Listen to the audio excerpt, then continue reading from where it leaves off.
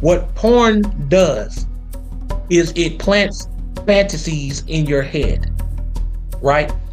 That's what it does. And so if those fantasies cannot be fulfilled with your actual mate, it makes you want to go see the porn to do it. You follow what I'm saying? Yeah. That's what it does. All of this stuff is psychological. And I'm going to tell everybody listening right now, if you ever understand the Bible and human psychology at a high level, you will be unstoppable. Justice, hold on. Justice, the goat justice. Yeah, so I was originally going to ask a bit of a weird question, like, how was the best way to get Catholicism? But I'm sure. Questions. There are no weird questions. Just weird people. Well, Continue.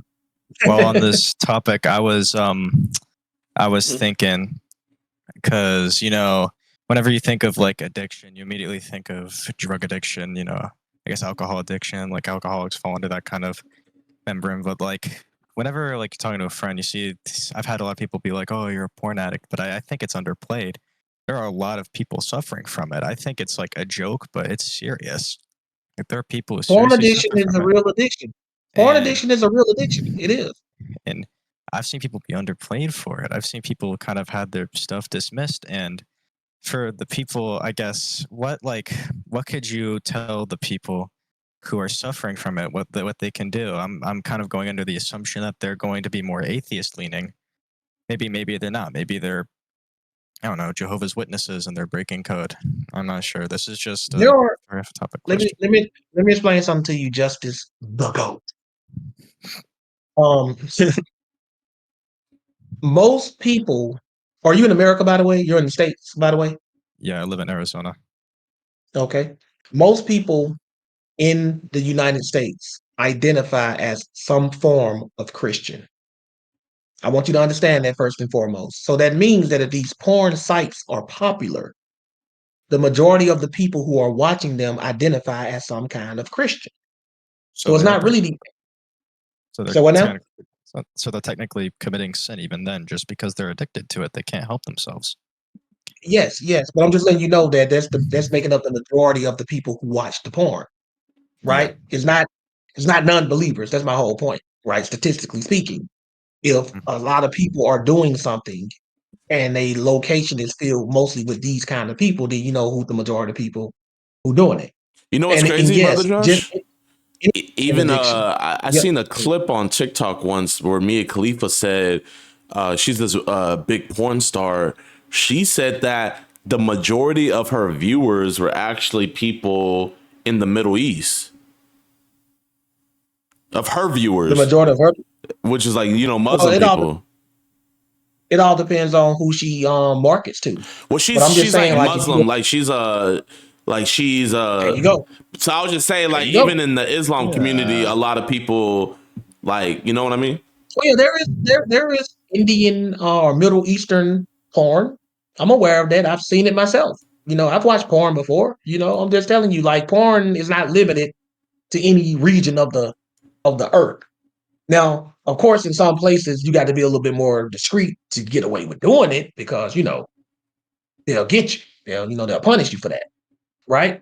But yes, everybody is into this whole porn industry. But as an addiction, anything can be an addiction, and it need to be treated as such. An addiction just simply means something you cannot do without, that you don't need. Like, it's not like food or water. You can't do without food and water, but you do need it. Right? An addiction is something you can do without. Right? You don't need it. Right? And what an addiction makes you believe is that you do need something. That's what it does. It gives you that feeling that you need to do it. That's why it's called an addiction. Right? So it needs to be treated as any other addiction, like alcohol, like drugs. And the first thing you have to do is admit that you have a problem. And if they're not willing to do that, Justice, then you can't help them. Because a lot of people don't think anything's even wrong with watching porn. First, you got to let them know you're not supposed to be watching that stuff in the first place. Right? If they don't like, well, I don't think it's a sin. You're like, well, yes, it is. Well, no, it's not. Conversation over. Go talk to the next addict. Right? But Exactly. you got to first get them to admit this is something they're not supposed to be doing and that they are addicted to it. If you got somebody honest enough to do that, then it's time to go to the next steps. You can kick a porn addiction. I never personally had a porn addiction, but I have watched porn. There's a difference. Addicted to something means you can't go without it, like, or a long period without it. Everybody, and I want everybody to know this, everybody that watches porn is not a porn addict, but you don't supposed to be watching it, period. I just want to throw that out there. Just like everybody who smoked marijuana is not a marijuana addict. I heard people say, you can't be addicted to marijuana. You can be addicted to anything. You can be addicted to video games. Anything, you can be addicted to anything. You follow what I'm saying? But I just Yeah. want y'all to know that just because somebody does something doesn't make them an addict. Just like if you drink a beer, that doesn't make you an alcoholic, right? But if you see somebody constantly watching porn and they can't go without that stuff, then first thing, or do you think this is wrong? Yeah, I do. Okay, check that box. Do you admit that this is something you may be addicted to? Like you can't go without it? Check that box. Okay, cool. Now we can start trying to help you. But if they can't check them first two boxes just as to go, don't even bother talking to them. Exactly. You're wasting your time. That's the worst part of addiction. The first step to overcoming the addiction, of course, is, as you said, knowing what the problem is and how to solve it. That goes for most problems, honestly. You have to know the problem to be able to solve it. Mm-hmm. You got to Yeah. first acknowledge that there is a problem. You got to do that. Yep. Honestly, like I'm gonna be real. Even that I sent this stream to a friend, and he was laughing over it. I'm not saying this friend's name, but I he's in my DMs right now, and even he's not treating it like a serious addiction. You see what I mean? Like most people just they're inclined to joke about it. I don't know where that culture came from. I guess a lot. I don't know. There's probably some origin of it, but I just feel really bad for the people who seriously have this problem. And Well, they're you can thank society for making a joke out of in the Bible and even other ancient pagan cultures, sex was considered sacred. Although their morals about it in other cultures was a lot looser than the Bible, but in ancient times, sex was sacred, right? Sex is not sacred anymore, right? In the Bible, sex was a sacred act that was supposed to only happen between married couples, right? yeah. In today's society, sex is not sacred anymore. That's why people are willing to just do it with anybody, right? There's nothing special about it. A woman losing her virginity back in older times, was something serious. You follow what I'm saying? Yeah. Like in Bible times, right? They had to show proof of virginity. You follow? Like before you married a woman, they had to provide, they call it the tokens of virginity. You follow Yeah. what I'm saying? But nowadays, it's not sacred anymore. And that's the reason why it's become a joke. That's why when you try to say something that's why a lot of people who really do have a porn addiction and really do think it's a problem, they're ashamed to open up and talk about it Appreciate you, because they don't want to be Immortal, laughed on at. YouTube, man. They don't want to be made fun of. That's Immortal. why a lot of Appreciate people you, don't like to Immortal. talk about it. Shout Just out to like my the brother YouTube who chat, came up here man. Big earlier, I shout out to forgot to you commend guys. W's in him the chat if you guys for enjoying having it. the courage to even come up here and say, yo, I got a porn addiction. He just put it out there. That's tough because in our culture there's a lot of people who they're like, yo man, I got 14 bodies. I get laid every day. Yeah. I don't need a job. My job is getting laid. You know what I mean? Like and that's seen as like, oh, you're cool for that. But like, on the other end, you have people who are like addicted to porn because they can't. One, they maybe they can't get their. I don't know what to call it. Fill. I don't know if that's like that term for it. You know what's so But crazy? A lot of people who have porn addictions are married. That's the weird thing that's about it. Most true people who have the porn addictions, they are the ones who are not single, because they're right? sad. They're not satisfied. Right. Exactly. And see, what porn does, I'm a psychologist too, by the way. What porn does is it plants fantasies in your head, right? That's what it does. And so if those fantasies cannot be fulfilled with your actual mate, it makes you want to go see the porn to do it. Mm. You follow what I'm saying? Yeah. That's what it does. All of this stuff is psychological. And I'm gonna tell everybody listening right now, if you ever understand the Bible and human psychology at a high level, you will be unstoppable.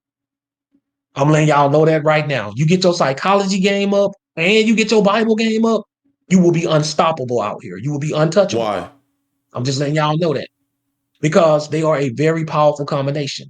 Because psychology is all about understanding the why people do stuff. And it's also about predicting the behavior.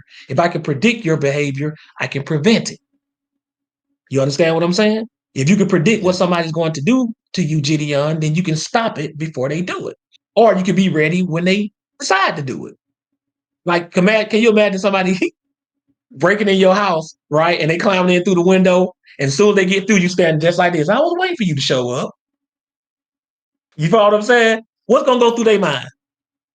What's gonna go through their mind? Like, how do you know? I mean, they're gonna be wondering how, but what you think gonna be really like, oh man. You follow what I'm saying? See, that's why I try to encourage people because I teach psychology too when I counsel. And you know, GD, when I be telling them, I said, man, you got to get psychological about this. Don't I always say that? You got to get psychological about this, right? Yeah. You combine that, and I got classes on psychology too, Bible classes. It's called Bible psychology. I'm not even capping, right? I talk about that too. You got to try to get into the psychological aspect of this as well as the spiritual.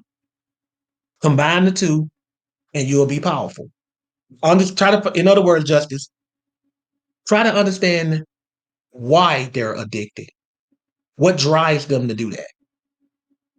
If you can do that, then you can be better, provide a better Would it service be of like helping how them. people be Okay? like, why are people addicted to drugs? They ask them, how was your childhood? Or why people are sex addicts? Exactly. What happened in your childhood? Were you molested at any point in your childhood? Exactly. All When you understand the why, then you really don't have to try. all it You takes follow what I'm is saying?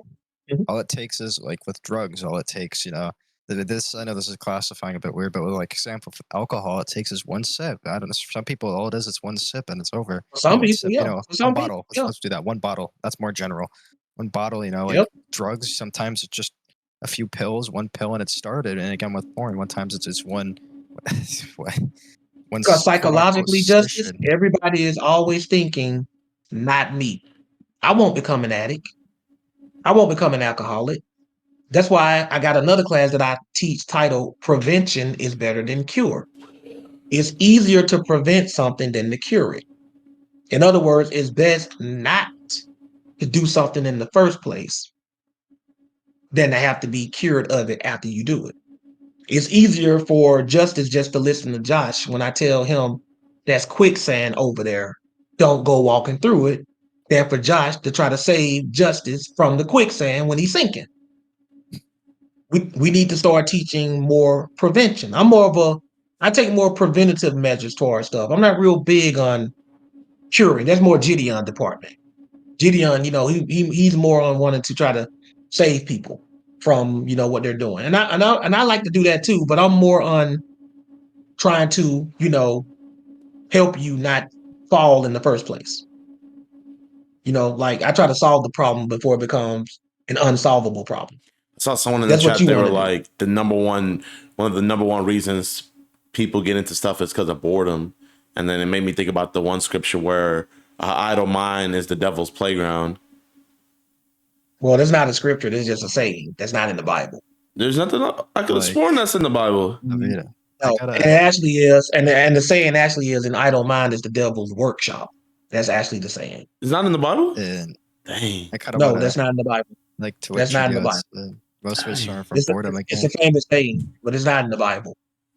Just like God helped those who helps themselves. That's not in the Bible either. For me, it was a because I'm gonna be real. I didn't think I was gonna mention this because I didn't want to. It's something I don't like to mention. But at one point, I used to suffer from that problem. Maybe like a year or two ago. I can't exactly put like a date on it for when it started to when it ended. But And I you used to got have a you problem with overcame it. I overcame because I realized the problem. But it started because I grew up around people who were very much they would flex like their bodies and stuff, and I was always the guy who was left out, and I was like, I want to be like these people, I want to be cool. And it went from like lust to like coping, like it was literally just coping. And I that's how it started, and it went on for a few years before I finally went, I can't do this anymore. I'm like Right.